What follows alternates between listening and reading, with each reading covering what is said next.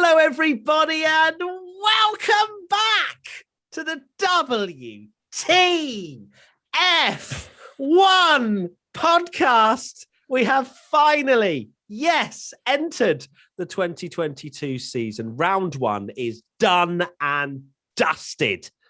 And it was a solid season opener, to say the least. And welcome, of course, to the WTF1 founder, Tom Bellingham. And hello. The WTF, wow, a little hello. God, you're feeling very chirpy considering 0 points. And Katie Fairman, the WTF1 author. I hope you've started writing your next WTF1 annual and done the first race already, covered in red. You're also wearing red. I appreciate the dedication to the Ferrari hype train. First of all, before we get into your thoughts, just want to say this podcast is sponsored by Elgato. Thank you to them for sponsoring this entire season-long podcast. We've got microphones, we've got arms, we've got microphone arms, we've got webcams, we've got the lot from them, and they're making us feel very professional. So thank you, Elgato, for the sponsorship. And yes, shall we let's get your first thoughts, guys. How are we feeling? Good? Very good, actually. You'd be surprised. Yeah, very excited. Don't come into this podcast saying you feel good. I know. I'm going to disappoint you, I'm afraid. Oh, for God's sake. I'm expecting a big and you're fine, Katie. match. It's a neutral, even though you're wearing the red. Yeah, I thought I'd bring a bit of colour to the podcast. And this jumper is really, if you're watching on YouTube, it's really looking very vibrant. But very vibrant, in fact. Welcome to our Team WTF1 members who are watching this live.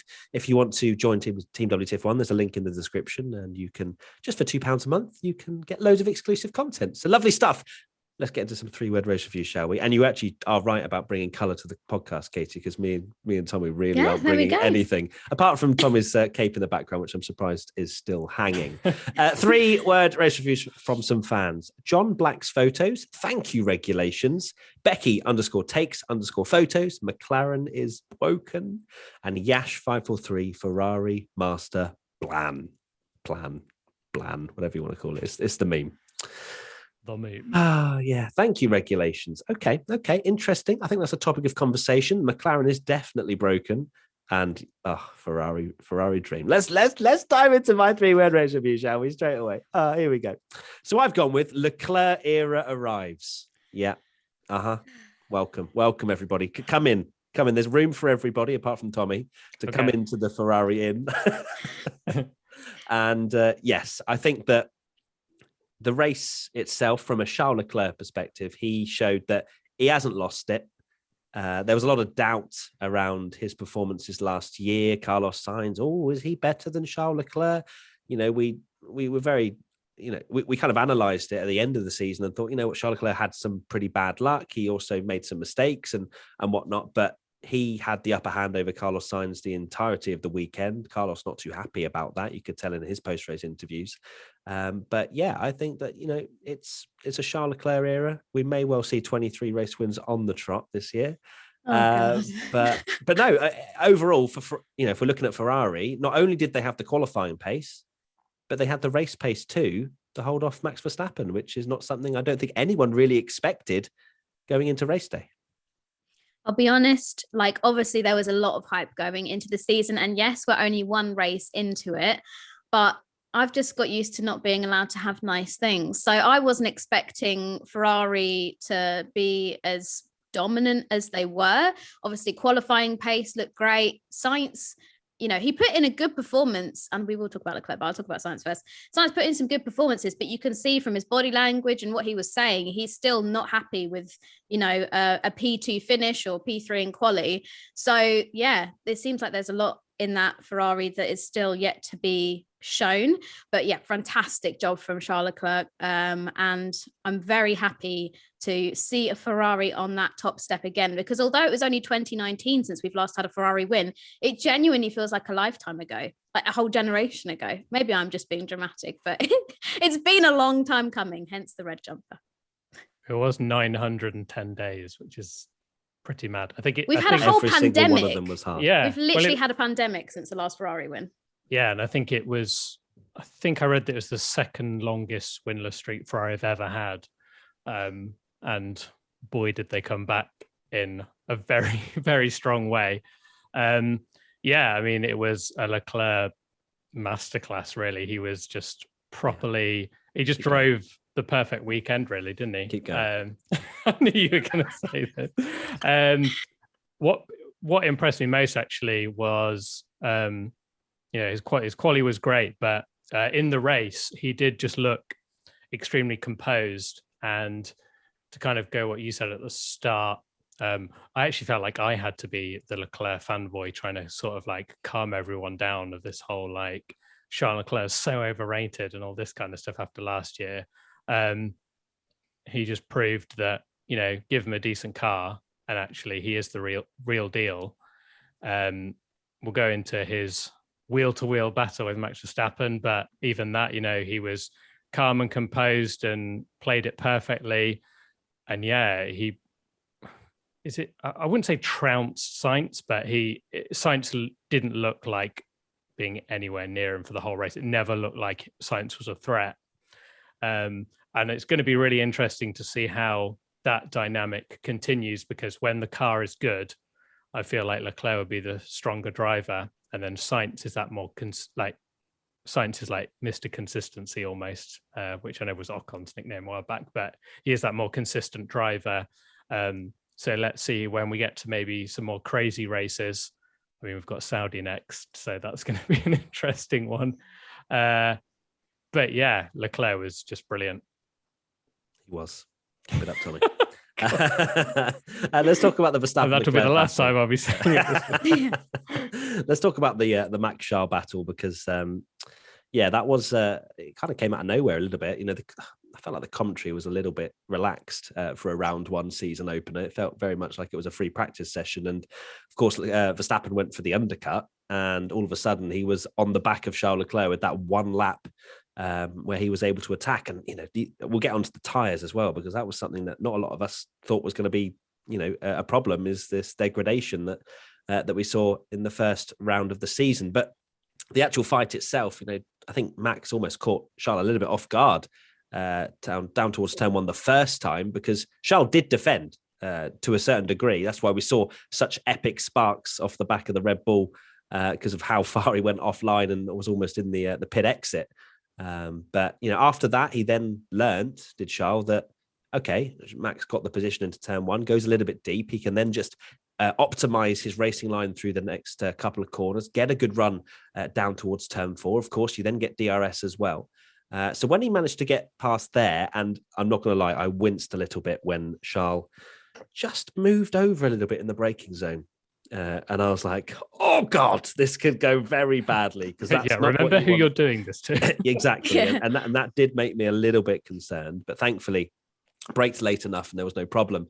Those next two times, Leclerc even said after the race that he braked early to allow Max to take the bait, if anything, down the inside. And it reminded me a lot of Hamilton-Rosberg battle from a few years ago, 2016, I want to say maybe, or something around then, where Rosberg was on fresher tyres, Hamilton wasn't. It was on pretty old tyres, and it was just after a safety car restart, and Rosberg kept taking the bait of going up the inside at turn one. Then Hamilton managed to always get him back.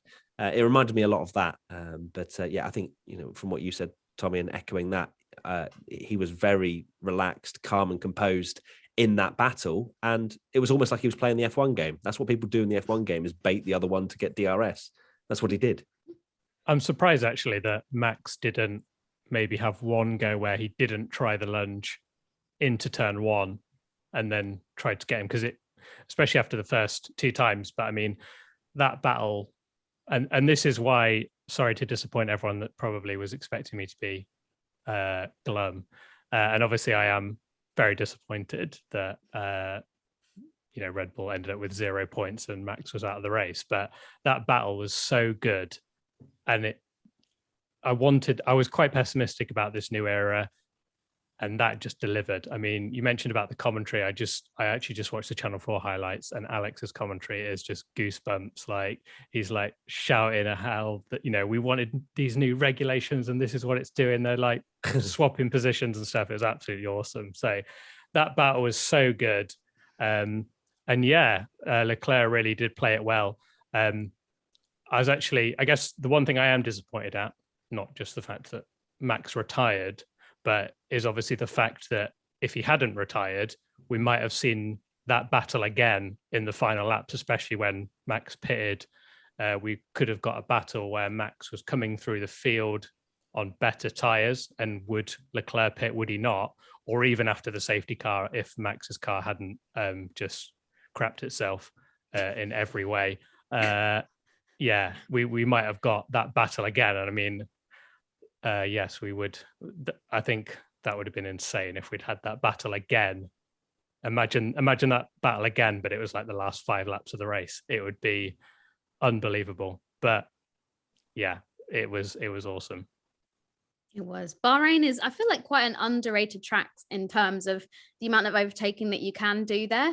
But yeah, that was such a brilliant battle for the lead that I worry that us F1 fans, we're going to have such big expectations now going into the rest of the season. Like, I want that every single race. But it was certainly a good advertisement for the new rules and regulations, because like you, Tommy, I was slightly cautious of all of these big promises F1 were making and whether we'd actually see it, especially straight away. So it was pleasing to see such a wicked battle really early on in the season.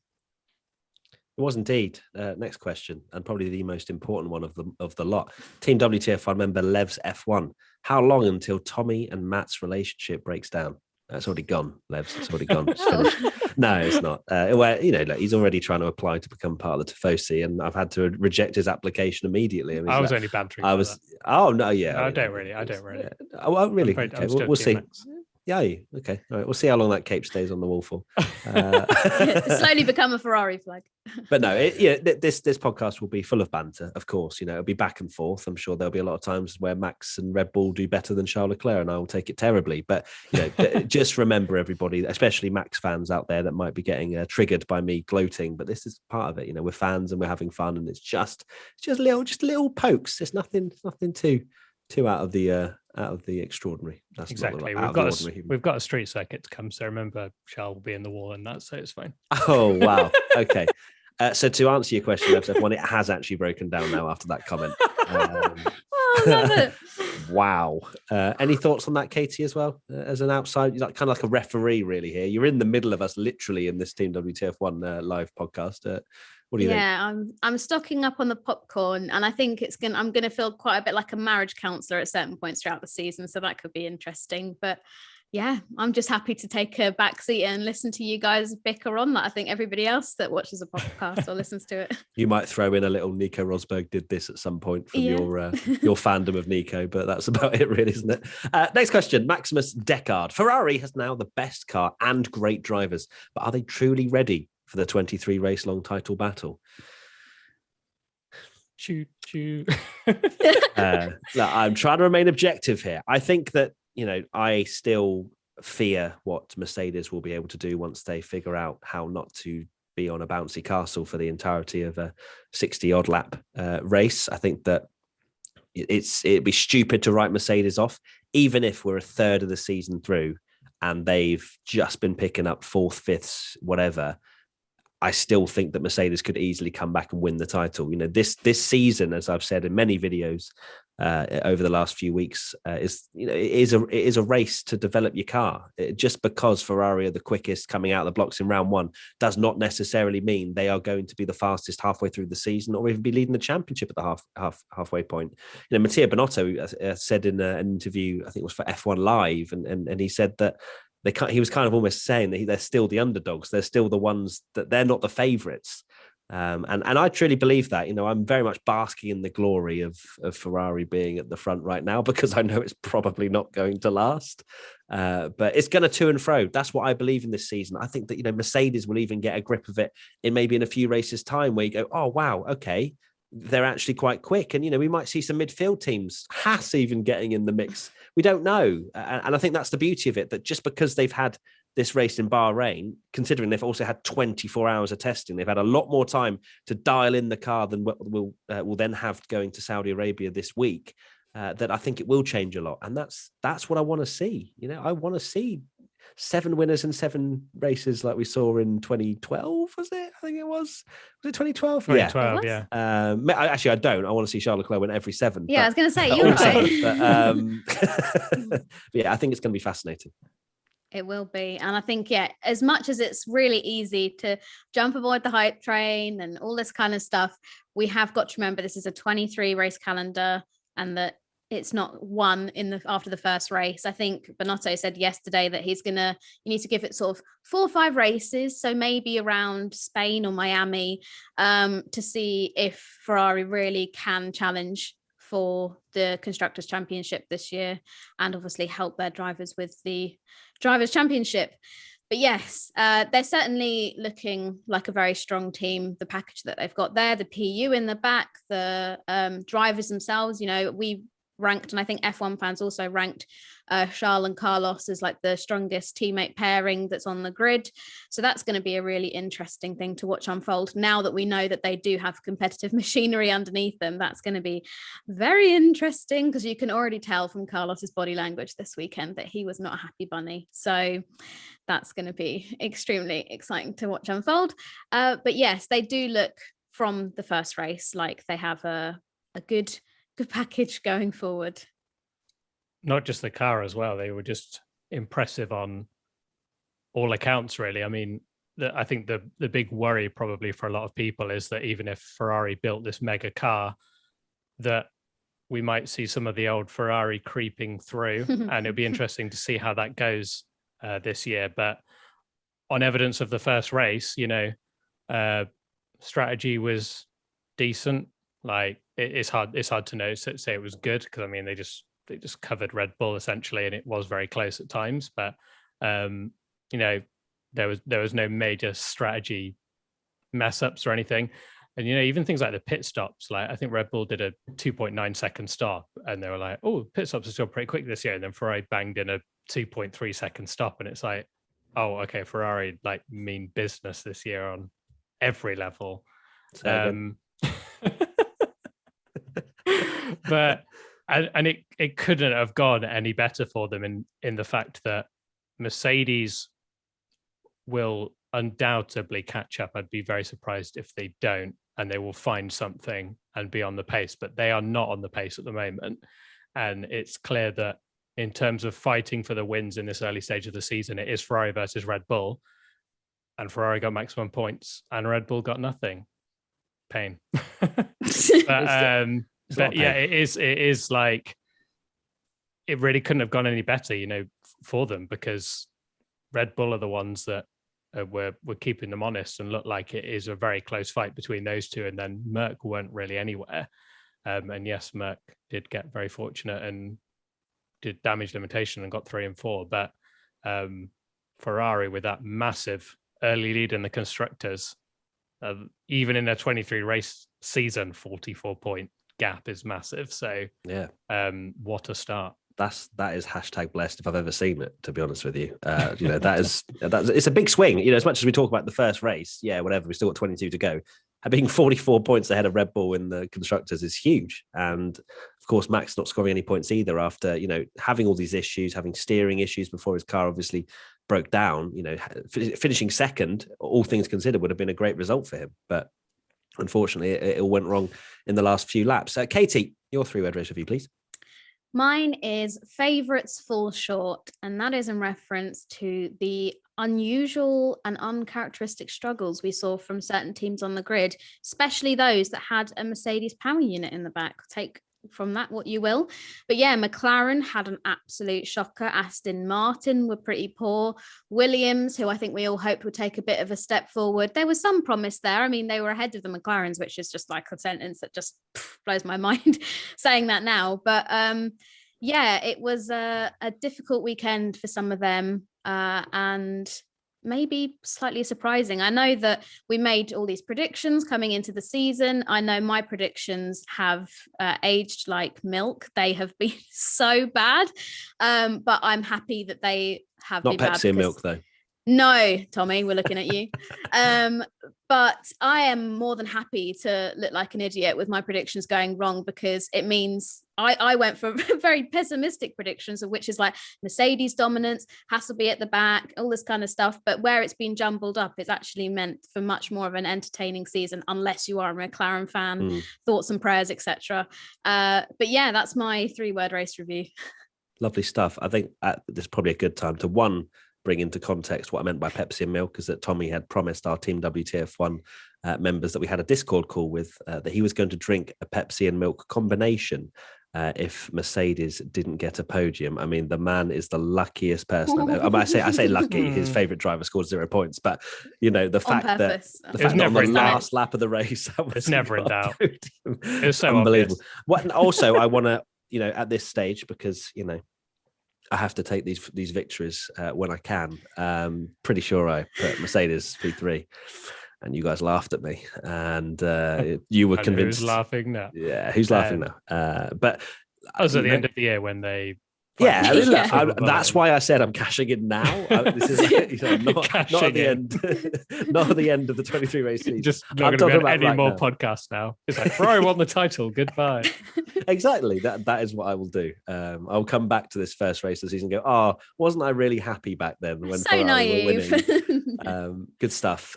Next question. Team WTF1 member Ham Gammon says, do we think Mercedes will find pace and we get a 3-way fight to the end? How I see it, Ham Gammon, is Ferrari and Red Bull will be the fastest for 4 to 5 races. Mercedes will then get in the hunt. I think Ferrari may fall away a little bit, and then it'll be a Red Bull versus Mercedes fight for the rest of the season. That's unfortunately what I think. I don't think Ferrari will fall away to the extent of where they won't be anywhere near the front, but I don't know. It's just my gut feeling is that probably because of the scarring of the last 8 years of Mercedes winning everything. But your emotions have just done an absolute U-turn of like, just had a flashback. Ferrari had time, and then went, oh wait, it's Ferrari. We shouldn't get too excited. But I think that's probably a realistic expectation. Lots of people seem to talk about Mercedes and Australia, which I think is after. We've got Saudi next, and then it's, I can do this, Imola, and then it's Australia, because the calendar is just, it makes so much sense. So yeah, lots of people mentioning Australia and Mercedes. Maybe, I'm not sure if they're bringing upgrades there, or maybe Toto or somebody has mentioned something as to they think that Australia is going to be a good reference point. But yeah, I would like to think that Mercedes will have the resources and the people within the team to fix this issue that seems to be really holding them back, whether that's the porpoising, or maybe there is something with the power unit that's not reacting to the new fuel particularly well. But like we say, it's Mercedes, and it's like the Thanos meme of I am inevitable. I feel like that's just Mercedes. They will just pull something out the bag, and they'll be winning races again in no time. So yeah, maybe it's best to savor this while we can. That's what you said, Matt. I think you said Hamilton is inevitable when we had our Pepsi and milk chat, because I mean, yeah, it was as soon as Hamilton was on the back of Perez, I was like, here we go. This is why I made that prediction, because he is inevitable, and that is Mercedes' big strength. That, call it experience, call it damage limitation, call it being incredibly lucky, whatever side of the fence you're on. Mercedes bagged the more points than they could ever dreamed of from that race, and especially on top of Red Bull and their failings. Mercedes, it is like they're that team, especially Lewis Hamilton. We even saw it last year to a point. It wasn't as extreme where they were bad, but it certainly looked like Red Bull might be a bit quicker. And then at the start of the season, and Hamilton just had that consistency throughout the year to keep in that fight, even though Max was just kind of finishing first and second in every race. So that you can never count particularly Hamilton out. And yeah, they just did everything they could, and it was perfect damage limitation for them, which is probably a big concern, particularly for Red Bull, to think like we've gone into that first race. Finally, we've got a car that's so much quicker than Mercedes. I mean, Mercedes was it 15, 30 seconds off base? I know they were kind of, there's even a quote that they said they were treating it as a test session because they knew they were so far off the pace of Red Bull and Ferrari, but would probably still finish 5th and 6th, so they could just do whatever they want because they went for the hard tires, didn't they? And did something completely different. Even after all that, Mercedes have come out and bagged how many points? 27. I mean, yeah, that is just peak Mercedes, isn't it? We've got a terrible car. It's worse than Alfa Romeo, second in the World Championship, 27 points, 27 clear of Red Bull. They are actually inevitable, aren't they? So it's going to be an interesting fight, and I wouldn't, it would be cool. I mean, a 3-way fight for the title would be absolutely insane. It would. It's all well and good having a fast car, but you got to get to the end. And clearly something went wrong in both of those Red Bull cars, not just one. That it was right at the end, but still. There is a fine balancing act between reliability and pace. Okay, so we all know how ExpressVPN protects your privacy and security online, right? But here's something you might not know. You can also use ExpressVPN to unlock movies and shows that are only available in other countries. With so many great shows on Netflix, it's only a matter of time until you run out of stuff to watch. So this whole week, I've been using ExpressVPN to binge other series that aren't available in my country. It's so simple to do. I just fire up the ExpressVPN app, change my location to wherever I need to go, refresh Netflix, and that's it. See, ExpressVPN hides your IP address and lets you control where you want sites to think you're located. You can choose from almost 100 different countries, so just think about all the Netflix libraries you can go through. If you love anime, you can use ExpressVPN to access Japanese Netflix and be spirited away. But it's not just Netflix. ExpressVPN works with any streaming service. Hulu, BBC iPlayer, YouTube, you name it. There are hundreds of VPNs out there, but the reason I use ExpressVPN to watch shows is because it's ridiculously fast. There's never any buffering or lag, and you can stream in HD, no problem. If you visit our special link right now at expressvpn.com/WTF1, you can get an extra 3 months of ExpressVPN for free. Support the podcast, watch what you want, and protect yourself with ExpressVPN at expressvpn.com/WTF1. Next question, Reshik _ Red Bull alongside Ferrari looked very reliable in pre-season. First race of the season and 3 out of the 4 Honda-powered cars, or Red Bull powertrain Honda-powered, cars, yeah. didn't finish. Could that be a problem that defines the championship? Okay. I love some of these questions. It's like, right, let me just roll the dice. I think Christian Horner was interviewed afterwards and he wasn't sure until they have to, properly diagnose the problems.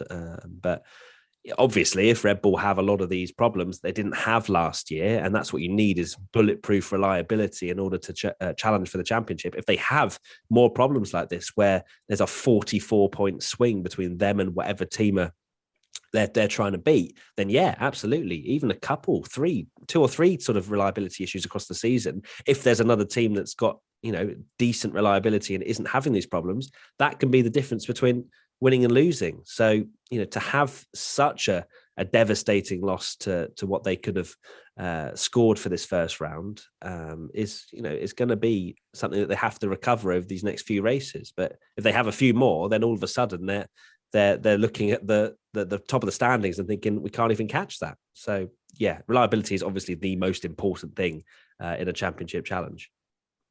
Yeah, and I can't believe that all the porpoising issues, and it was the Red Bulls that had the failure, and it was nothing to do with that. I know that the question is about Honda Power or RBPT.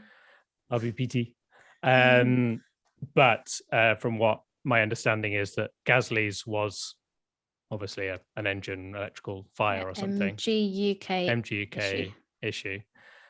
And the Red Bulls was a fuel pump. It's unsure yet.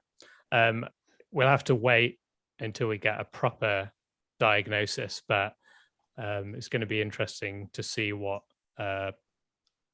happens there and when they discover the issue, because they cannot afford for that to happen again. There's that we're racing again on Sunday. And if that happens again and Ferrari are 80 points clear, then Matt's going to be the hype train is on the horizon and about to disappear out of shot. So we'll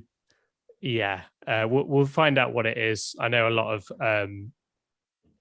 people on Twitter are jumping on that it might be this fuel pump thing, and there is quite an amusing thing that the fuel pump issue is a standardized piece, so it's not actually something Red Bull make, and it's made by an Italian company, which is very amusing. Oh my God. And obviously, exactly, sabotage. And I don't believe that for 1 second, and you shouldn't either. But it is still amusing. So amusing. Also, I was like, also pain inside. Savage. No, it's going to be one to keep an eye out on, because I think we can speculate, but when we get an official diagnosis from Red Bull, that will be the important thing here. But I was listening to the race podcast, I think it was on this morning, and obviously they were at testing, actually on the ground and covering it, on the ground, my favorite phrase. But they were suggesting, not fact, just suggesting, that Red Bull didn't seem to do any or many of race simulations and testing, and also didn't do any low fuel runs. So it could be related to that, because obviously at the end of the race, when it happened, cars are pretty much, the tank is empty. So whether it was something relating to that and they've kind of shot themselves in the foot, I don't know. But it'll be interesting to see what the official diagnosis is. But crikey, we can't be having that again. I mean, even in terms of the championship, I know there are a lot of Mercedes fans that were like, karma. I think karma was trending on Twitter yesterday, which is interesting. But savage, isn't it? It is. But like for the championship as well, like as a neutral, I want to be seeing Verstappen and Leclerc in this championship battle bubbling through. I don't want a double DNF Red Bull. And as a Sergio Perez fan, I mean, crikey, that last lap was heartbreaking. I was proper yelling at the TV with that. I thought at least we got to see had hit him at one point. I was like, oh, has he spun him round? Nope. Failure. We got to see the sassy Checo pose that he always pulls. As soon as he has something wrong with his car, it's hands on the hips, slightly bent back. One of those kind of poses. Back. He goes for like a proper sassy little pose. Throws the hip out. Yeah, he does. So there's some funny thing out of a miserable DNF, but I'm sure he'd rather points than just like become a meme on Twitter. I think so too. At John_Rolfs, speaking of bad performances, how concerned should we be with McLaren this year? Horrendously concerned, John. I'm not going to beat around the bush. They were dreadful this weekend in Bahrain. And I don't think that's an unfair statement. Not only they were just poor in every part of their performance. Lando managed to get out of Q1, which we thought, oh wow, but the fact that Danny Rick got knocked out in Q1, we were all very surprised about. Oh wow, is it Danny Rick? Whatever. But they were nowhere.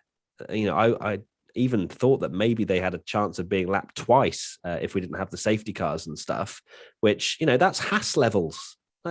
Clearly, they've got some fundamental problems. They had problems in testing with their brakes, and they're overheating, and being concerned about even finishing a race distance. But I saw their interviews afterwards. They looked a bit mystified. Lando was like, "Yeah, we've got a lot of work to do," but didn't really seem to have any sort of answers or insight as to why they are so far off the pace. So it's a bad time right now if you're a McLaren fan. I don't think this is going to be a very quick fix. They've had all this time to develop the car over the winter, but they've clearly got the philosophy wrong. They've got something wrong with that car, which is not going to be just whacking on a new side pod and everything's fixed. So I think it's going to be pain for McLaren, potentially for a lot of this year, in my opinion. Yeah, yesterday with everything going on with the Grand Prix, I feel like McLaren's performance, unless you were a McLaren fan, like just watching the names like in 17th or 18th or last or wherever, it's kind of one of those stories that's not being picked up too much because there's just been so much else going on. But really a huge step back for McLaren, considering how well, Lando did at the start of the 2021 season, it's sort of just been completely flipped on its head, and it's reminiscent of the McLaren Honda days, which if you are a new Drive to Survive fan, perhaps, and you weren't around for the McLaren Honda days, I'm thinking of you because you're going to be in for quite the ride this year, if it remains that these issues don't get solved. But yeah, a big shock, especially for the celebrities that Martin Brundle interviewed on the grid that said that they thought McLaren were going to win the race. So they had no idea where they were. I'm surprised they didn't say that Valentino Rossi was going to win the race or something. Yeah, it was the way they said it. They didn't have a clue, did they? The fact the way I think the Guy Ritchie was like asked, who's your money on, and he was like, my money's on him. Look around. McLaren. The only team I've heard of. Whatever, but he's been to so many Grand Prix before. He's like at a Grand Prix every year, so I don't get what he said his money was on the guy that was with him. That was the weirdest thing. That's because that's quite clear that he had no idea who to say. They're probably just getting trolleyed on champagne and stuff, and don't fair. watch. It's a good life, isn't it? It's a good life. Must be nice. Yeah, with McLaren, I mean, going back to the Red Bull very quickly, like at least their positive is they're very quick. And yes, they had an absolute shocking race, but you'd take being at least quick. But McLaren, it doesn't matter that they both finished, because they finished 14th and 15th. And that's with 3 DNFs. Yikes. I don't think I've ever witnessed a nosedive from pre-season testing quite like McLaren. They could actually be in the mix in the top 4 to, they're genuinely like Haas. Yeah, what was it last year? What was so it bizarre. I feel like you said a bold statement about. I did. I'm looking forward to buying a bunch of Kevin Magnussen Haas merchandise and wearing that was it. Podcast. That was the prediction. You said you'd buy merch for whoever finishes 4th. I said that I said it will be Ferrari, Mercedes, McLaren, and Red Bull, the top 4 in the constructors' title. And if that is not the case, whoever is in that, I'll be buying some merchandise and I'll wear it on the podcast and apologize to them. Because obviously Haas are 3rd in the constructors right now. Fair enough, they're on 10 points. Will they be able to develop, or is it just early? Yeah, early pace. I wonder, because they've had more wind tunnel time and develop. Same with Alfa Romeo.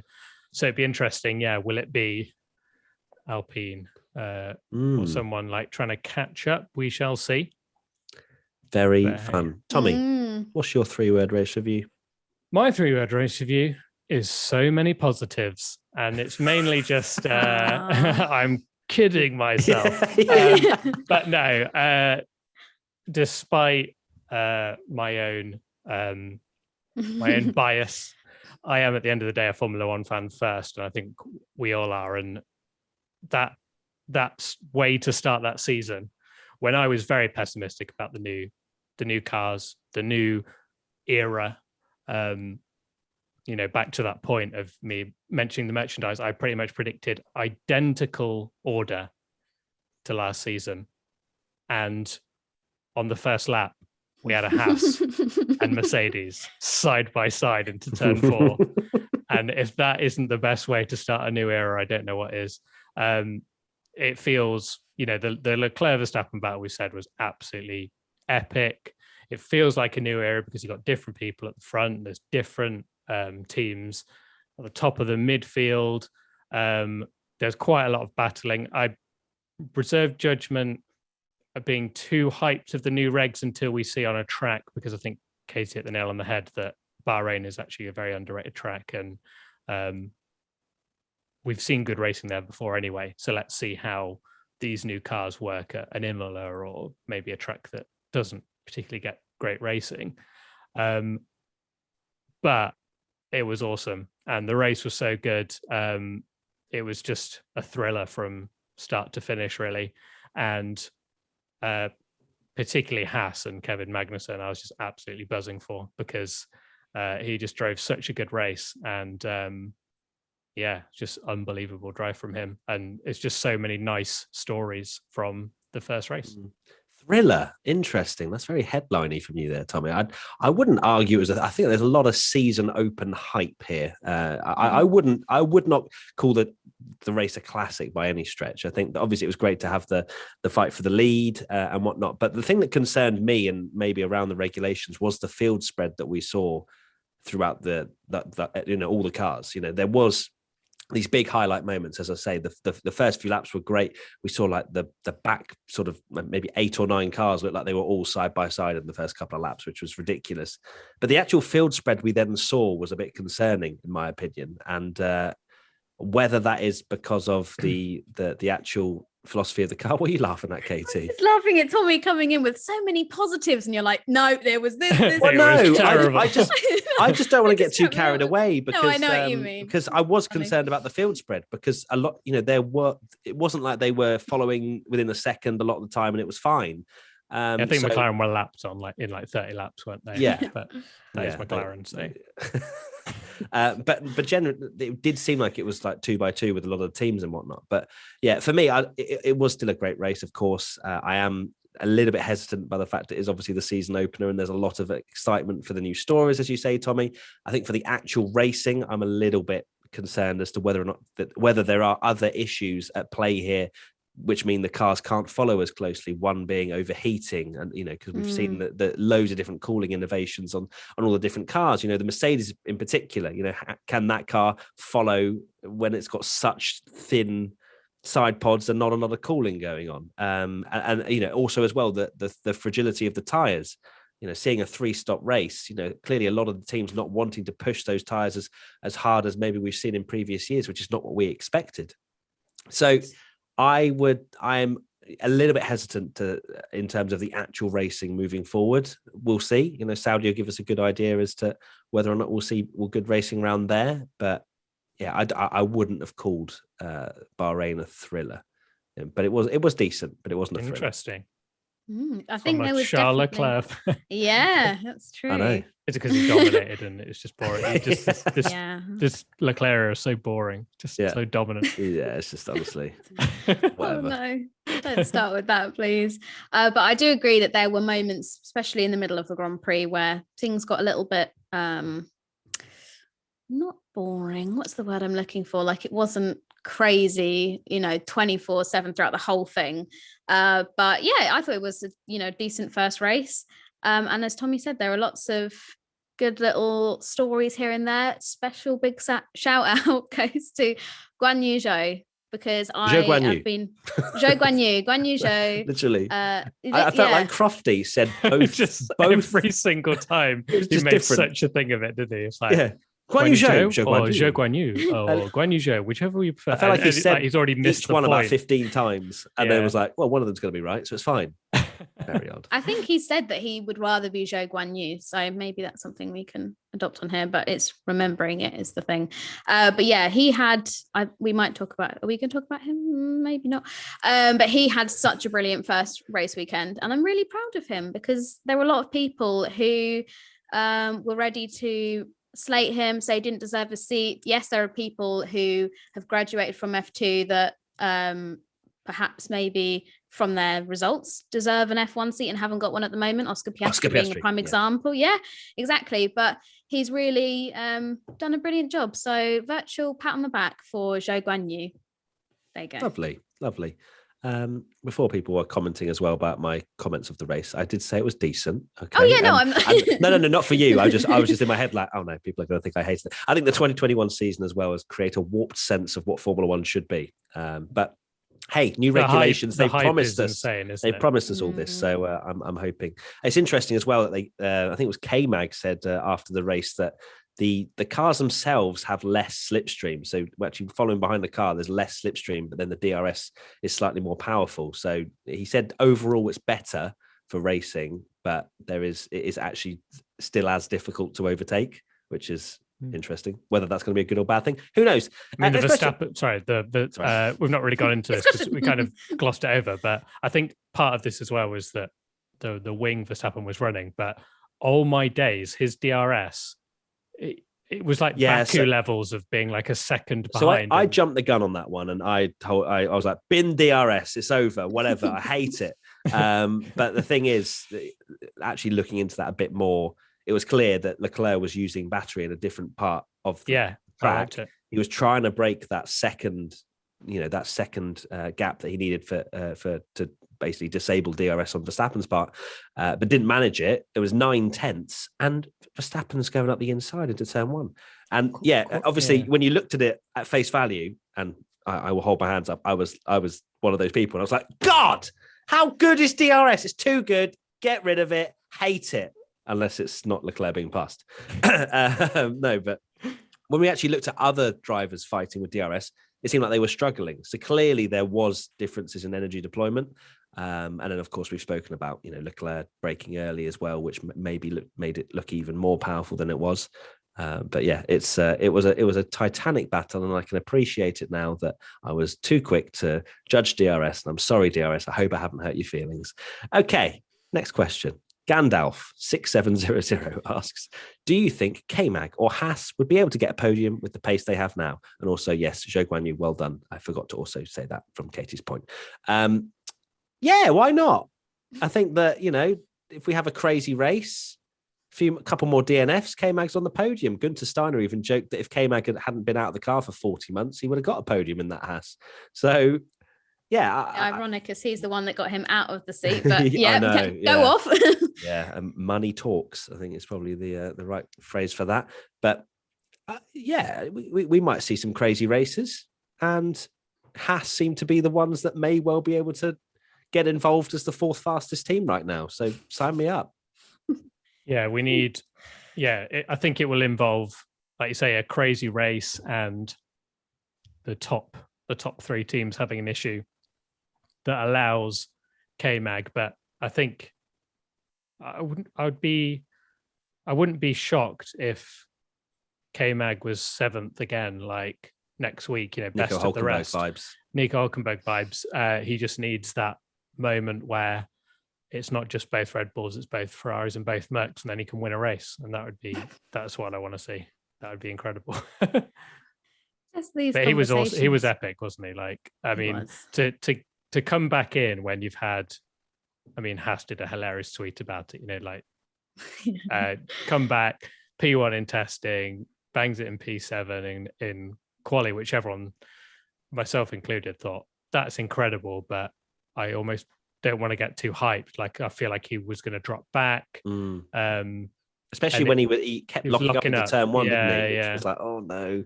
And I was like, oh, he's going to drop back, or especially because he had a mechanical problem in qualifying. I was like, are they even going to finish? And it's going to be heartbreaking because he's probably going to be in seventh or something and retire. But fifth is just insane. And imagine after that first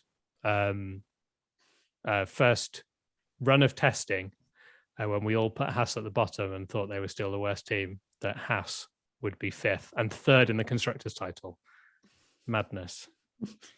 Imagine clipping this to like us in last year and being like, so after Bahrain, didn't we?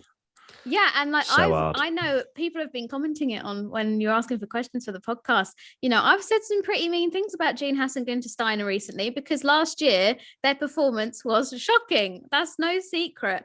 But I take my hat off to Gunther Steiner, especially for all the heat that he's had to go through the last few months, because they have done well. They've delivered, and I am so surprised by it. I really am.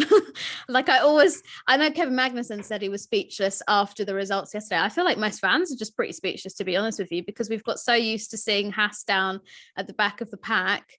And we've watched their gradual decline, and now it seems as if they've just got some fresh blood in the team with Magnussen. He's come back with a great energy. Schumacher, he's just great in his own ways.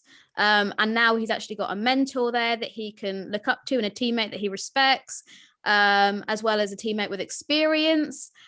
The only way is up for Haas, I feel.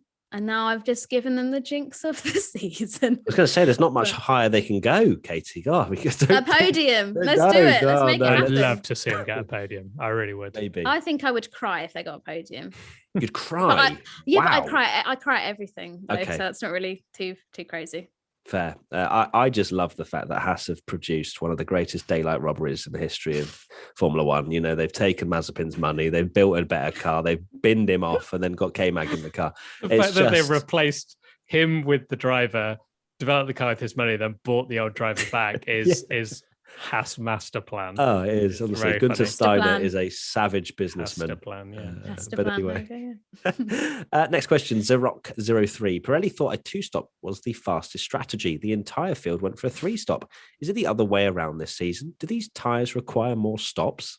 I mean, mathematically, yes. You've answered that in your own question there, Zerock. But obviously, there is still a bit of unknown around the tyres. You know, despite having these 6 full days of testing, 3 at Barcelona and 3 in Bahrain, clearly the teams are still very much getting their heads around how to utilise these tyres. Of course, we lost the Q2 tyre rule as well, so everybody bar the McLaren started on the softs, and it seemed like they were very much learning as they went along. You know, they were trying different strategies. We had the Mercedes going on the hards because Tommy mentioned earlier the fact that they'd kind of locked in where they were finishing anyway, so they were trying something different. And Hamilton came out the pits and was basically on ice, which I found very interesting to watch. But hopefully this is going to be a recurring theme throughout the season where Pirelli don't know that much and the teams don't know that much either. And that's great. When the teams don't really know what the fastest strategy is, that makes for unpredictable, great racing. And that's what we want to see.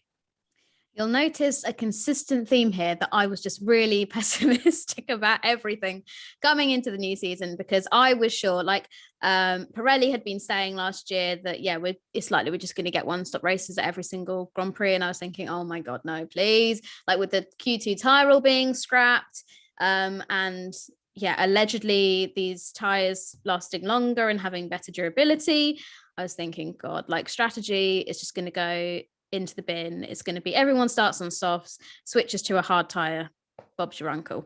But I was pleasantly surprised. And whether that's a mix of the tyres not performing as expected or maybe teams just wanting to play it safe, I'm not sure. But pleasantly surprised to see 3 stops happening, and also how slow the stops have been. I know that obviously there were rules brought in 2021, sort of halfway through the season, to make pit stops a bit longer because they were getting too quick, and I think there were concerns that maybe they weren't particularly safe. F1 brought in things so that you would have to wait for so long for a wheel to be attached or whatever. Some of the stops that we saw yesterday were particularly long. I made notes of some of them. As you say, the Sainz and Leclerc did some quick stops with a 2.5, but people like Norris had a 5.5 second stop, and I think there were longer ones than that. I think it's just mainly because maybe the car's a bit heavier. The wheels are obviously a lot bigger, whereas before they had the 13-inch tyres that they had to put onto the car. They now got these massive 18-inch ones. So I think it's a mix of things. But let's not forget as well, McLaren being so far off the pace, they probably just weren't in a rush. They probably just thought, maybe they bought the Lego tyres out. Let's have a little look around. Lego. Check the brakes aren't on fire. Yeah. Maybe. That may actually have been a thing. Yeah. I'd totally forgotten about until you mentioned it, that Hamilton going out on the hard tyres and looking like he was on a wet track. That was absolutely bizarre. When he came out the pits, I genuinely thought, is this what it's going to be like for everyone? Are we going to, because they mentioned something about the tyre blankets aren't as warm or something. Yeah. And there has been talk of getting rid of them completely. But when Hamilton came out the pits, I was like, hang on a minute, are people going to, are we going to get people doing overcuts here because it takes so long to heat up the tyres, like in IndyCar, where you're skating on ice as well, isn't it? Yeah, you're skating on ice for the first lap. That was pretty mad. But I guess another positive is that so far, based on one race, so let's hope it continues, is that it's not these 1-stops and 3-stop, 2-stop, 3-stop races. Sign me up, because that's normally a lot better, isn't it? Yeah, it is. Vibes. Moving now to talking about Formula One graphics and the fail in which they were, which is a shame. Danny87 King, thoughts on the new FIA graphics and lack of timing screen during race and quali issues? I mean, it was a shame, really. I think that, the actual layout of it, the look of it looked decent. I thought, wow, so a brand new era of Formula One, and it looks cool. It kind of goes in line with what we saw last year with the sprint race graphics. But there's definitely some things to be ironed out. I'm still not a massive fan of the quali graphics and how small the purple sector parts are. Obviously, they also had everybody going purple in sector 1 pretty much, which, these small things are massive in terms of how a viewer absorbs what's going on. Not only that, but in the actual race itself, there was no timing for a lot of it. You didn't know the gaps between drivers. It looked like you were genuinely watching testing, and it was just, they're all just circulating. So for me, you don't really realize how important the graphics are until you lose them. And then you go, wait, I don't actually know the picture of this race. I don't know who's closing in on who. You could tell the commentators didn't really know what was going on either, and kind of rely on what's on screen as well. So it's a shame that they had all these problems, because it maybe just leans towards maybe they haven't tested them enough. I don't know. But yeah, for the first race of the season, so much hype. They needed that to be spot on in order to really contain that excitement. Speaking of testing, why weren't they introduced during testing, and then they could have got all the teething problems out of the way? Maybe would have been more of a better issue. I mean, I personally didn't mind them as much, but I do totally get some people's annoyance, and especially some people that have visual impairment as well. Like, I was, I think it was Verstappen, and how Red Bull, they put dark blue on a black background, and you cannot read. And I actually, I was watching the race back, and I couldn't watch it on HD because it was on +1. So I was watching it on Channel 4 in standard def, and oh my word, you cannot read those graphics in standard definition. You could not see anything in standard definition. So I do sympathize with people that have to watch that on or are visually impaired, and it's just not very clear and readable. And especially things like dark blue on black. And then they just had a bit of a mare where there'd be random, you had Kevin Magnussen versus Kevin Magnussen at one point. I think when they were showing the Charles Leclerc replay of him battling with Verstappen, you just had Alonso P10 plus like 40 seconds behind whatever, and it was just his bit of the timing tower was still there. They just had a bit of a shocker, and it did very much feel like first day back. So hopefully they get that sorted. Also, I had another bugbear, and I can't remember if in like the post-race interviews that they put on YouTube and stuff, or post-qualifying, they usually go through each driver and get some comments, but they don't put the position of where they were anymore. Like, they just have the name, and I'm like, what's going on here? And for whatever reason, they just haven't included positions and stuff. I don't know if it carried over to TV as well, but it's just things like that. You go, this is very important information that you're just leaving out. Yeah, I am with you both there. Like, when I first saw it, I was like, oh, they've updated them. It looks nice. It's quite Americanized. Like, how I saw it, it reminds me of watching like an American sporting event, which is not a negative thing. I'm not trying to make that a criticism at all.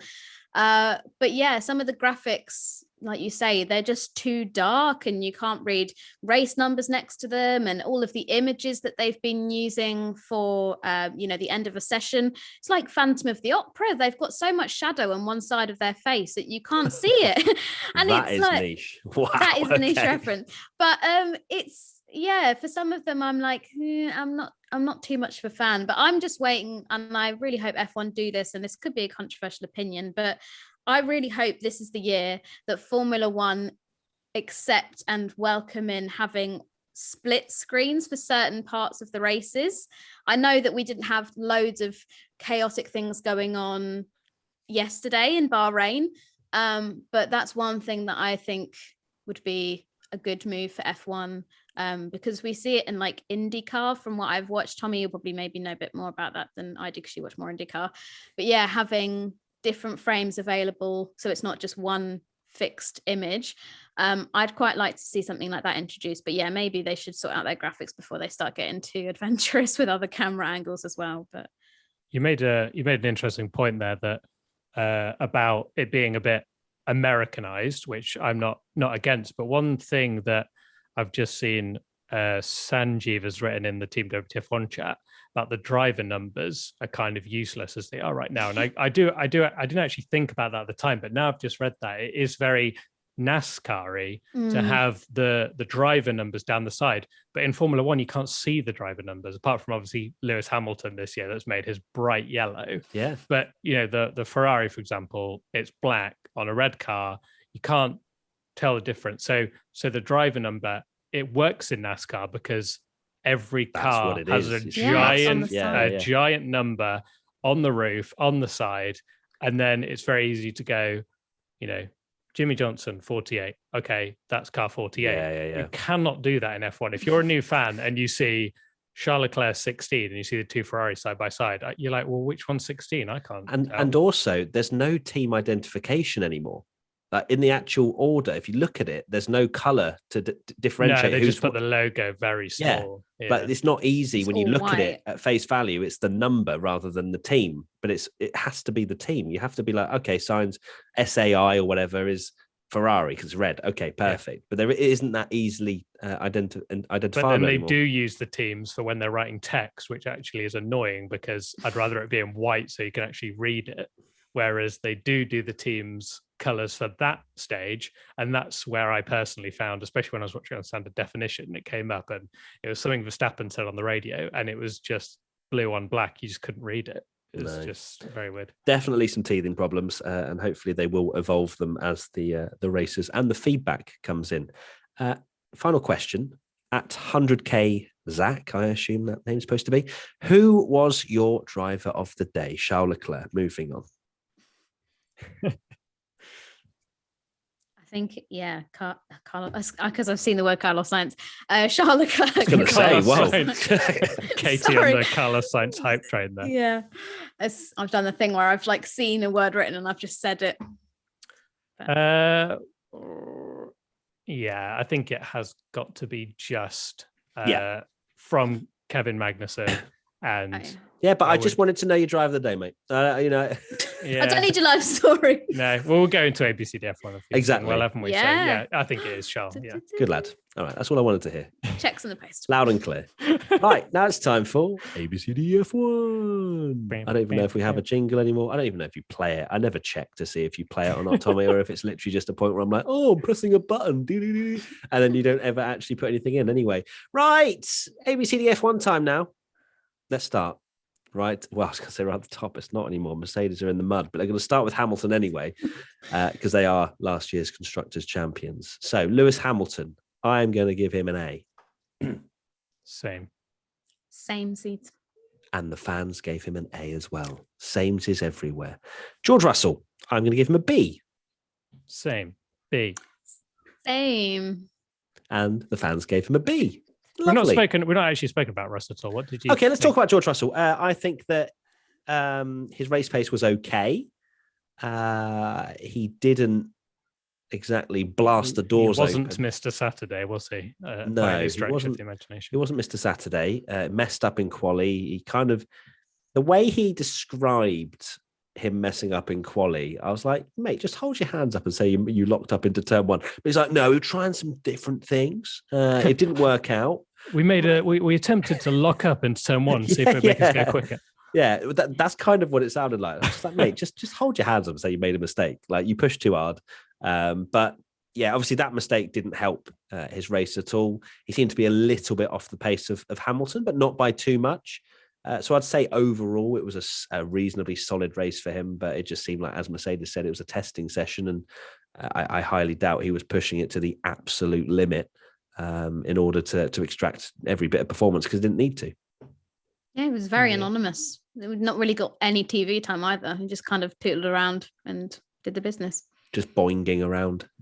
All that hype. We'll find out. I'm sure we'll see some more from him later in the season, but yeah. Very anonymous for to say that was probably the biggest story of the off season. I know. He'd be in the Merc, and it was like, oh, he's in ninth and just brings it home behind Hamilton, and that was it really. Nothing too crazy, but not bad. Right, next up, Max Verstappen, A. I'd say A, yeah. Yeah, A. And the fans gave him an A as well. We're 3 from 3, everybody. Come on, we can do this. Sergio Perez, I will give him a B. Same, but just want to mention he did do a good job in qualifying, which I'm happy about. He did much better than Much what we better. saw last year. So seems like we're such Sergio Perez haters that didn't put him in our top 5. God forbid we have an opinion. And the fans gave him a B as well. Yeah, I think Sergio, his race pace was a lot better as well, and very much more in the region of what you expect to see from the Red Bull second drivers. So yeah, I'd say it's a solid start for Sergio, definitely. He was there to inherit Verstappen's failures, so it's just unfortunate he also had a failure himself. So I think that's fairly, that's Red Bull can't ask much more than that, apart from being first or second. Yeah. In the first place, but yeah. Exactly. He was in the mix. Next up, Charles Leclerc, A star. I think an F. I was thinking a B, maybe. You're both scum. We're both hilarious. We're both scum. Oh no, it's not. And the fans gave him an A star as well. No surprise. We're 5 from 5. Come on, everybody. Carlos Sainz, I'm going to give him an A. This is where we disagree. He's getting a B. I don't know how people can give him an A when they gave Perez a B and Russell a B, and he was off his teammate. Exactly. Still a grade lower. You know what I mean? Like, he's still got P2. Yeah, but is that just the car performance? Like, okay. I think it's a B. I think in a year when he was hyped up massively to be absolutely trounced. No, you win. You win, Tommy. You win. Just make Charles Leclerc's performance look better as well. So, but no, actually, it is very comparable. I think his race, he fell away from Verstappen and Leclerc at the start, didn't he? And there was not one moment that looked like he was going to beat Leclerc or even Verstappen. So, and if anything, he was coming under pressure from behind. So, no, fair enough. I'll give Sainz a B. Actually, Katie, are you sticking with an A, or are we gonna be convinced into agreeing? I am really stuck because I think, that he did a good job this weekend. And, it's not like he did well in qualifying. He did okay in the race. But then, if there's more potential that he thinks he can unlock, then by giving him an A this time might not be reflective if he does a better performance next time, and I can't give him an A star. But I think I'll stick with an A. I'll be nice. I'll be the nice one. No, it's not nice because then we're not agreeing, Katie. God.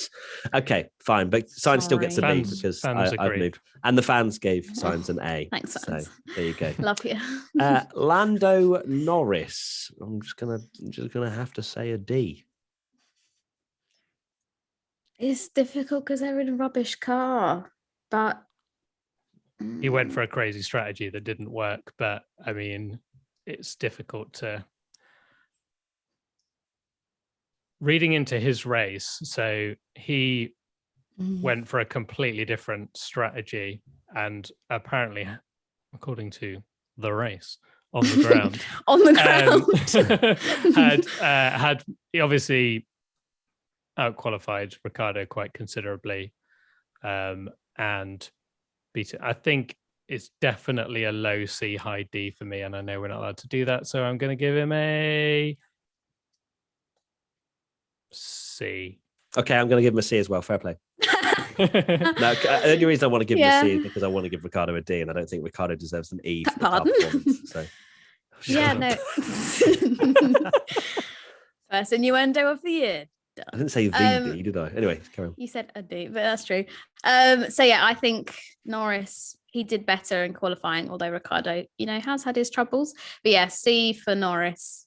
Okay, C for Norris and a C from the fans for Lando. And then Danny Rick, I want to give a D. I will give Daniel Ricciardo a D grade as well.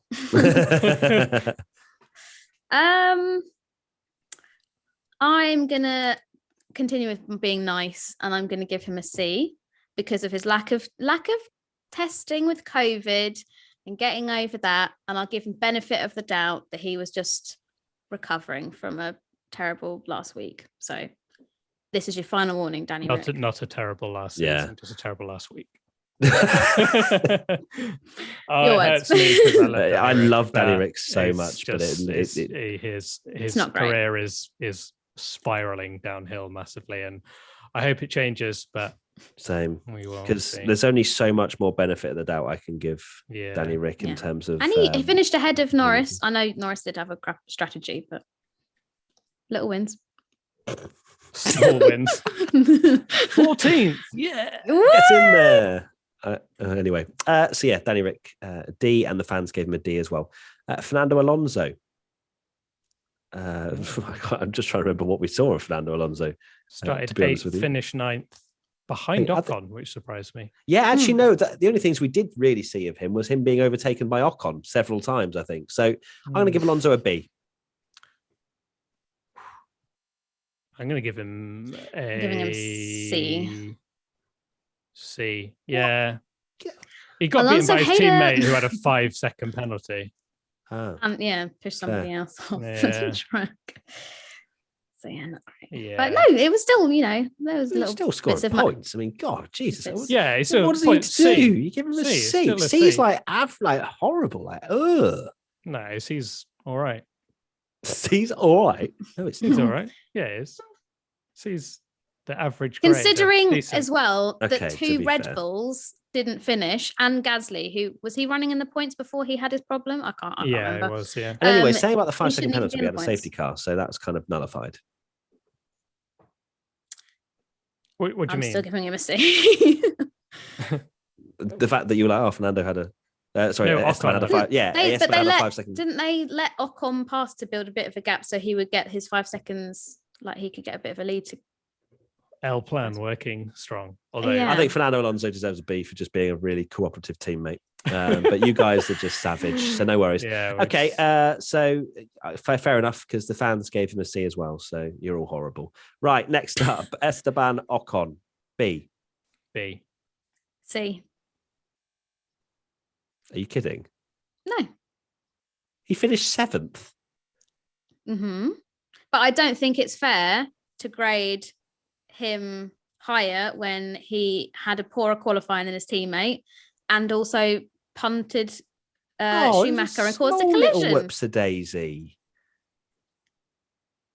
So it turned around very quickly from being, I'm being really nice to Yeah, I know. Yeah, Ocon savage. finishes 7th. You're like, no. Fair enough. If you want to get, you committing to a C? Yeah, because it probably would have been 10th had it have been without the Gasly and Red Bull issues. So yeah. Fair. Okay. Ocon got a B from the fans. Nice. Next up, Gasly, who was running on the sort of outer edges of the points, wasn't he? Before he He was like DNF. 8th or something, I think. So he's I'm going to doing give him a B. Katie's Yeah. going to give him an E. I imagine. B. Yeah, F. Yeah, B. B is Cool. nice. And the fans gave him a B. Yuki Tsunoda, I'm going to give him a B. Yeah, B. Turned it around. Yeah, With an B. 8th. Yeah. I don't know. I Lovely can't stuff. grade him. It's hard to. He still worries me in qualifying that he was miles off the pace. But if you make up in the race, Yeah, it doesn't matter, does it? you get a free pass of forgiveness. Even from you, the biggest Tsunoda fan. Yeah. Love it. I am worried. I think I said, I am what I am. Yeah. Next up, Nico Hulkenberg. I mean, it wasn't great, was it, from Hulk? Gonna give him a Bit of C. leeway. Out qualified. Yeah, he out-qualified Stroll. And then That's the an A race, star. he just was meh. Yeah, he did out qualify Stroll, but I think that was just Lance being horrific. Just nice things. Yeah. And then, I mean, we have to, it's almost comparable to K-Mag rocking up and getting P5, but Hulkenberg was just nowhere. I mean, he finished 17th behind Latifi in the Williams. So Lance Stroll finished 12th in the end in the Aston Martin. So I'm going to give him a D, C. Because he's just rocked up into Formula One. Yeah, I think a C is He didn't fair know considering testing either, did he? he No, got he like didn't. 2 minutes notice. So C. Good stuff. Of course, K-Mag did have a little bit of testing, didn't he, in Bahrain? So fans gave Hulkenberg a C as well. Lance Stroll, he finished P12, had a horrendous qualifying. That Aston Martin is a dog. C. Yeah, C. And the fans gave Stroll a D.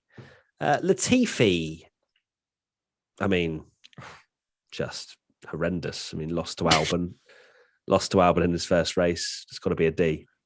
He got absolutely trounced by him. I know, like, people make such huge things over the first race and one moment, but when obviously Alex outqualified Latifi, people were like, "Oh, okay," because I think you suggested it in, like, that looks great for Albon if he essentially does what George Russell does, and George Russell has been promoted to Mercedes. Mm-hmm. It looks great for Albon, and it's fair to say he did that in the first race. B or A? B. Wait, we're talking about Latifi. Oh, sorry. I was like, whoa! I'd scrolled down to Albon, and then my good? brain was just sorry. Latifi gets Actually, an E. I'm gonna get an E. E. Actually, yeah. I'm going E. I said D, and I was like, no, that's well too nice. E for Latifi. The fans gave him a D.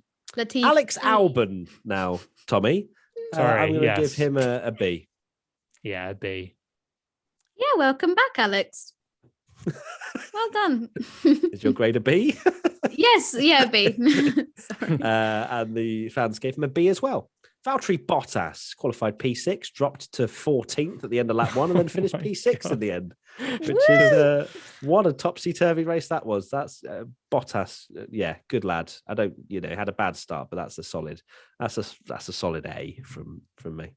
I got flashbacks actually, but from last year that Bottas great in qualifying. In fact, it was actually Bottas and Perez both kind of plummeted at the start, and it was like, are we still in 2021? And then they both obviously brought it back and were good. But yeah, Bottas, an A. Be interesting to see what he can do actually with I was actually surprised that where he finished, because he seemed to kind of, I know a lot of people were tired at the end, but he dropped down and then he was racing Guan Yu Zhou a lot of the time. Zhou Guan Yu, sorry. It was like, he just then suddenly appeared and it was like, oh, Bottas was like, where was he? Sixth. Yeah, it was just like, what? Sixth. It's kind of in a shock. Alpha. Yeah, A. What? Yeah, A star. Oh, not A star. Sorry, A. Whoa, steady. Yeah, but very good. Good stuff. I think if he hadn't messed up the start, I genuinely I'm so would annoyed consider at that. for an A. Yeah. I think an A star might have even been on the cards if he hadn't messed up the start. But Bottas could have won the race. Who knows? he would have been K-Mag, I guess you could probably argue, if he hadn't. Yeah, true. So the fans gave Bottas an A as well. Zhou Guan Yu. I'm going to give him an A. It's his first race. Yeah, an A. Well, I Decent. Proved a lot of people wrong. Well done. I thought he drove a solid race. He wasn't obviously like incredible, but he's a rookie and he's come in with a lot of pressure at the end of the day. Like, people just thought he was, Mazepin levels of bad, and he's shown that he's actually a solid, decent driver. And he's the first Chinese driver ever, isn't he, in Formula One? Is that right? He is. First Chinese driver to literally start a race the entirety in of China 15th, on your shoulders. and That's first Chinese driver to score a point. And wherever he finishes next race, he'll be the first Chinese driver to finish. So we should just make this into an ongoing meme. First Chinese driver to finish 10th, first Chinese driver to finish wherever. tick it all off. I just want to shout out him as well on social media, because it's so refreshing to see, if anyone's seen his tweets and stuff. It almost goes back to like old school Twitter, where like people don't have a PR person, and all his tweets are just like, oh my God, I got into Q2, I'm buzzing. And oh my God, I'm really happy. It just seems like a proper, like, humble, nice guy. And I'm loving his tweets. They're awesome. Cool. So an A star for his tweets. Yeah. A for Zhou and Zhou and an A from the fans as well. Kevin Magnussen, A star. Moving on. A star, easy. Yeah. Fans gave him an A star as well. And Mick Schumacher, we're going to give him a B. Yeah, so close to points. He was on worn soft tyres, I think, at the end. Which, I thought I was going to go for a C, but then I realised that he was on the one tyres at the end and was a sitting duck because he was probably going to get some points maybe. Well, he was 10th at the safety car restart. And and then just dropped back.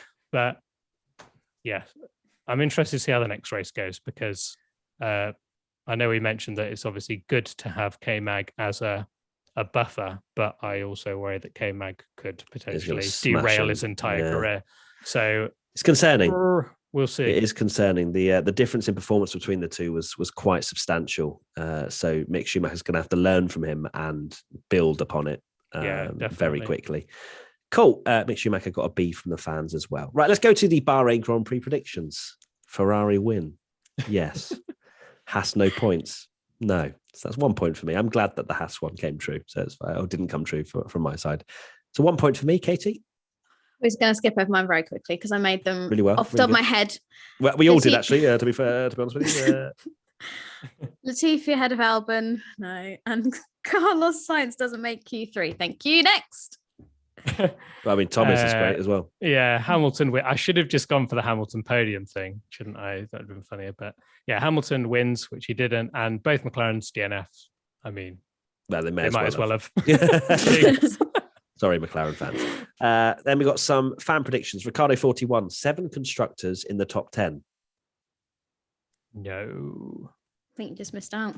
1, 2, Six. 3, Six. 4, 5, 6. Yes, 6. Oof. And front Mason the Messiah, front wings will fall off due to the bouncing. Nope. Lev's F1 debut points scorer. Yes. Joseph Guan. Good stuff. Saudi Grand Prix predictions. I've gone for Mercedes, another podium, and Red Bull fall further behind Ferrari. Nice and vague. Your Ferrari hype is like a roller coaster. I love it. Wait, why? Just in the you started off on Ferrari the best, they're going to win the title guaranteed. Then in the middle you're like, I remember that Ferrari have had some struggles. Yeah. And then at the end of the podcast they'll it's be fine. Red Bull they'll be fine this weekend. Terrible, and Ferrari will own them again. I'm enjoying this short term. I'm enjoying it. It's funny. And there you go. There's my 2.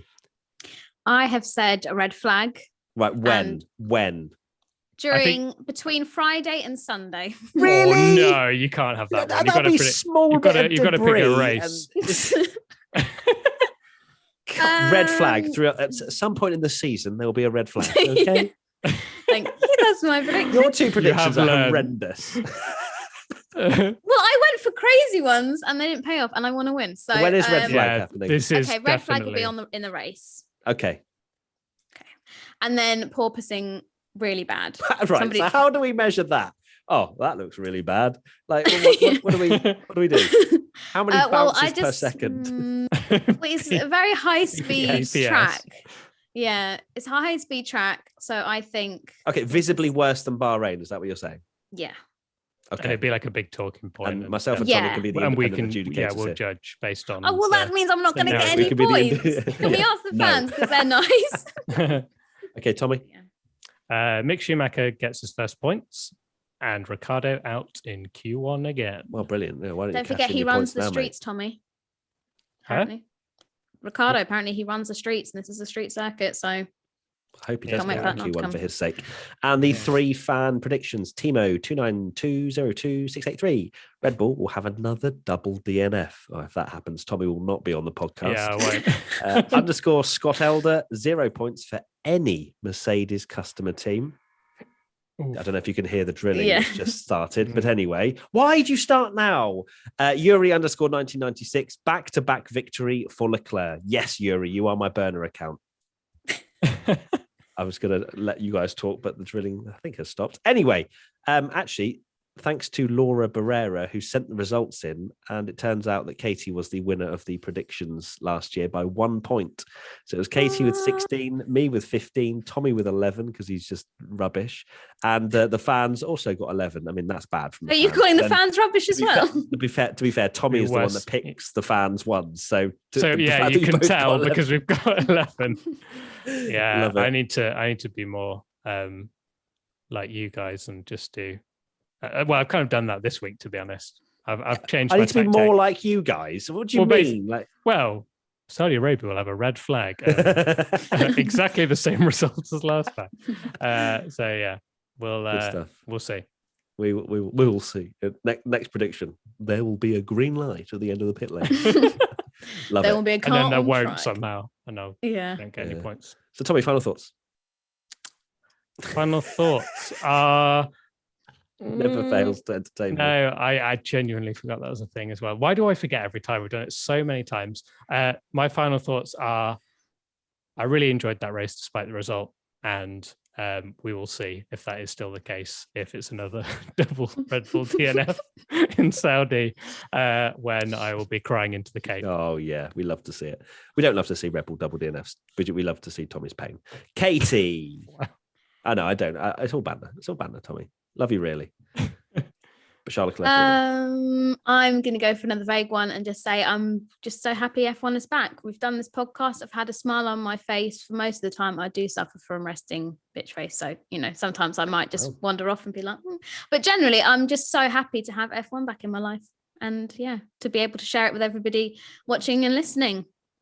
Good stuff. Well, my final thoughts are Charles Leclerc world champion. So thank you, everybody, for entering the Charles Leclerc era. The Ferrari 1-2 hype is well and truly sending me straight to, we're in race week already. Once again, it's still drilling. Go away. You're clearly a Red Bull fan that's doing that drilling. They're not happy at all. I've got one more final thought. Go on. You're going to be in a Ferrari hype train t-shirt on the next podcast. Good idea to say that because I forgot to mention it. We are releasing some Ferrari hype train merch. I will be in it if they send it to me, if our company send me one. By the time Sunday comes around again, I will be wearing it as soon as possible and be sleeping in it probably as well. So sign me up. Can't wait for that. It'll be on the WTF1 store. Link in the description. Check it out. Hype Train t-shirt. Boomtown. Thank you to Team WTF1 for watching live. Great to have you here as always. And Katie, Tommy, thank you so much. Katie's just punched her microphone. Thank you everybody for watching and listening as always. We've got lots more content to come, so please subscribe if you're new. 5 stars if you are loving life, or thumbs up if you're on YouTube or whatever. Give us the million out of 10. Ferrari are here. Love it. Get in there. See you soon. Bye-bye. Bye. Bye. You're really making me want them to have a double DNF next race.